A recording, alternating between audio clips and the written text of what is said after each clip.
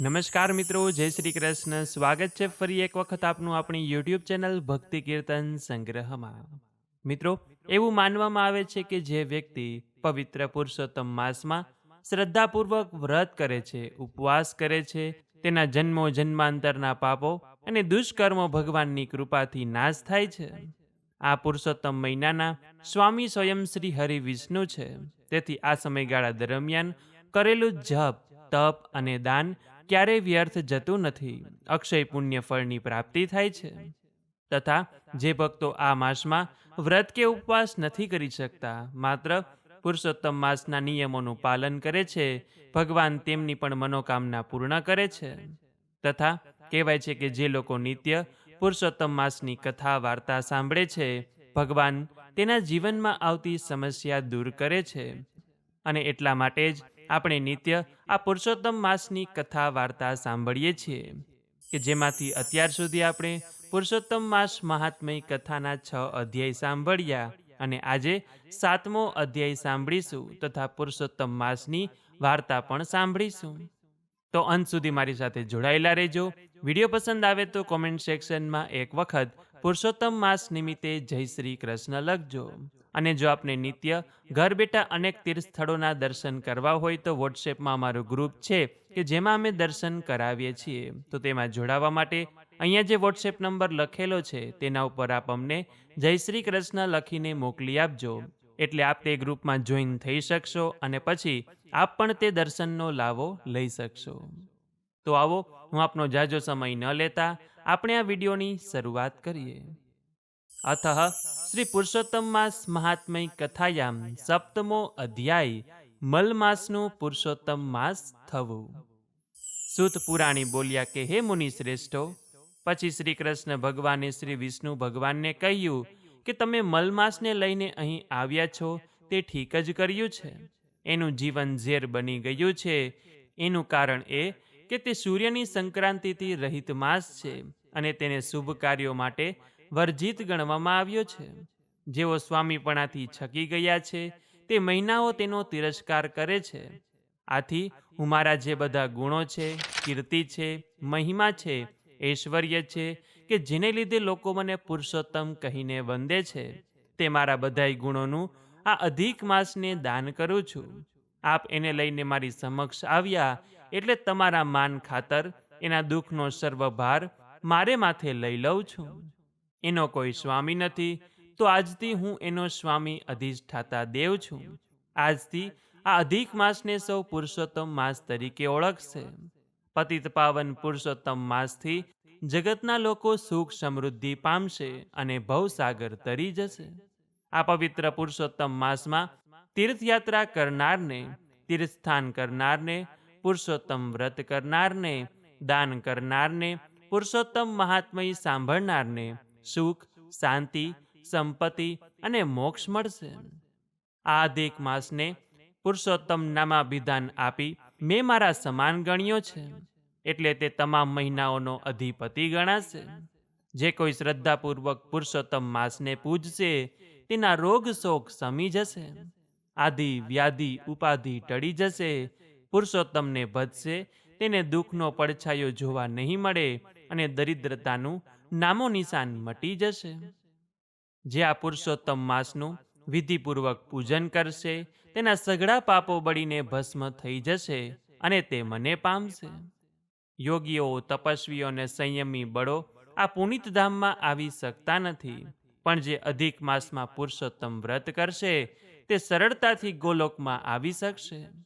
મારા ભક્તોની મનોકામના પૂર્ણ કરવા હું સદા તત્પર રહીશ. પુરુષોત્તમને ભજનારો મનુષ્ય એવો પવિત્ર અને સાત્વિક બની જાય છે કે દુઃખ, વ્યાધિ અને ઘડપણ તેનાથી દૂર રહે છે. સ્ત્રીઓ માટે આ પાવન પુરુષોત્તમ માસ અતિ ઉત્તમ છે. જે સ્ત્રીઓ શ્રદ્ધા અને વિધિપૂર્વક પુરુષોત્તમ વ્રત કરશે તેને સૌભાગ્ય સાંપડશે. તેનો ચૂડી ચાંદલો અખંડ રહેશે અને આ મહિનામાં મારું પૂજન અને નામ સ્મરણ કરનાર પર હું પ્રસન્ન રહીશ. છતાં જે અજ્ઞાની અને મૂર્ખ લોકો આ પુરુષોત્તમ માસમાં જપ, તપ, નિયમ અને દાન નહીં કરે તે કાયમ નરકવાસી બનશે. ઉપરાંત તેને આ લોકમાં પુત્ર, પૌત્ર તથા સ્ત્રીનું દુઃખ સહન કરવું પડશે. તે કદી ભાઈ, પુત્ર, સ્ત્રી તથા ધનનું સુખ પ્રાપ્ત કરી શકશે નહીં. ભગવાન નારાયણ નારદજીને ઉદ્દેશીને બોલ્યા કે હે નારદ, ભગવાન શ્રી કૃષ્ણના આવા વચનો સાંભળી ભગવાન વિષ્ણુએ તેમને પ્રણામ કરીને અધિક મલમાસ સાથે ગરુડ ઉપર બેસીને પાછા વૈકુંઠ લોકમાં લાવ્યા. અને તે દિવસથી મલમાસ પુરુષોત્તમ માસના નામે ઓળખાવા લાગ્યો. ઇતિશ્રી બ્રહ્મ નારદીય પુરાણના પુરુષોત્તમ મહાત્મયનો મલમાસનું પુરુષોત્તમ માસ થવું નામનો 7મો અધ્યાય સંપૂર્ણમ. તો બોલીએ શ્રી પુરુષોત્તમ ભગવાન કી જય, શ્રી વિષ્ણુ ભગવાન કી જય. તો મિત્રો, હવે આપણે પુરુષોત્તમ માસની વાર્તા સાંભળીએ કે જેમાંથી આજે આપણે 4 ચકલીની વાર્તા સાંભળીશું. લક્ષ્મીપુર નામનું એક નગર હતું. પવિત્ર પુરુષોત્તમ માસ આવતા ભાવિક નર નારી નદીએ સ્નાન કરવા જવા લાગ્યા. ત્યાં સ્નાન કરી કથા વાર્તા સાંભળે અને એક વડ નીચે બેસીને સત્સંગ કરે. ઉપવાસ, ધારણા પારણા, એકટાણાની વાતો કરે અને વ્રતનો મહિમા ગાય. આ વડની એક ડાળ પર 4 ચકલી માળો બાંધીને રહેતી હતી. વ્રત મહિમાની વાત સાંભળી 4 ચકલીએ નક્કી કર્યું કે વ્રતના પારકા તો કરવા જ જોઈએ. એક ચકલીએ ઉપવાસનો સંકલ્પ કર્યો, બીજીએ ધારણા પારણા શરૂ કર્યા, ત્રીજીએ એકટાણા લીધા. ત્યારે ચોથી બોલી કે મારે તો કંઈ કરવું નથી. ભગવાને પેટ આપ્યું છે તો ધરાઈને ખાવું, નાક ભૂખ્યા શા માટે મરવું? હવે એવું બન્યું કે પવિત્ર પુરુષોત્તમ માસના છેલ્લા દિવસે 4 ચકલીઓ મૃત્યુ પામી અને 4 નગર શેઠના ઘેર જન્મી.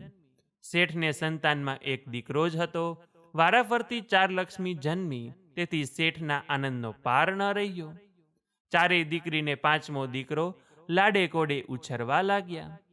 સમય જતા દીકરીઓ ઉંમરવાન થઈ. સૌથી મોટી દીકરી રાજાના કુંવરને ગમી. બીજીના લગ્ન એક ધનપતિના પુત્ર સાથે થયા. ત્રીજીને હાટડી ચલાવતો પતિ મળ્યો અને ચોથીને મજૂરી કરતો વર મળ્યો. ભાગ્યની વાત છે. ભાગ્યના ભેદને ભગવાન પણ જાણી શકતા નથી. 4 દીકરીઓ પરણીને સાસરે ગઈ. બીજા વર્ષે શેઠે દીકરાના લગ્ન લીધા અને દીકરીઓને તેડાવી. ધામધૂમથી દીકરાને પરણાવ્યો. દીકરીઓને આગ્રહ કરીને રોકી અને પછી વિદાય વેળા આવી. મોટી દીકરીને 20 સોના મોહર દીધી, બીજીને 15 સોના મોહર દીધી, ત્રીજીને 10 સોના મોહર અને સૌથી નાની દીકરીને 1 જોડી કપડાં દીધા. ત્યારે નાની દીકરીની આંખમાં આંસુ આવી ગયા અને મોટી દીકરી નાનીના આંસુ લૂછતા પૂર્વજન્મની વાત યાદ કરાવી. નાનીએ તત્કાળ પુરુષોત્તમ વ્રત કરવાનો સંકલ્પ કર્યો અને પુરુષોત્તમ માસ આવતા પૂર્ણ શ્રદ્ધાથી વ્રત કર્યું તો એ વ્રતના પુણ્ય પ્રભાવે અખૂટ સમૃદ્ધિ પ્રાપ્ત કરી. વ્રત ઉપવાસ જે કરે પામે સુખ અપાર, કરે ધારણા પારણા સુખ ભોગવે સંસાર. એકટાણા જે આદરે સમજે સદા સાર, વ્રત નિયમ જે ના કરે સદાય હાહાકાર. હે પૂર્ણ પુરુષોત્તમ પ્રભુ, જે શ્રદ્ધાથી તમારું વ્રત કરે, આ વિડીયો જુએ છે, સાંભળે છે, તેને તમે ફળજો, એવી જ તમારા ચરણોમાં અમે પ્રાર્થના કરીએ છીએ.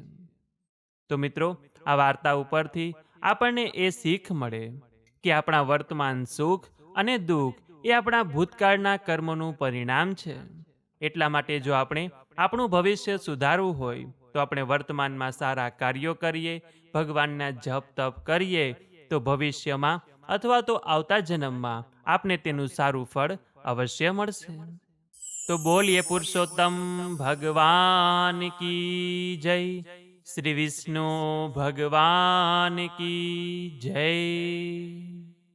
તો મિત્રો, આજે આપણે પુરુષોત્તમ માસ મહાત્મ્ય કથાનો 7મો અધ્યાય સાંભળ્યો. આશા છે કે આપ સૌ લોકોએ સાંભળ્યો હશે અને આગળ પણ પુરુષોત્તમ માસના બાકીના અધ્યાય સાંભળશો.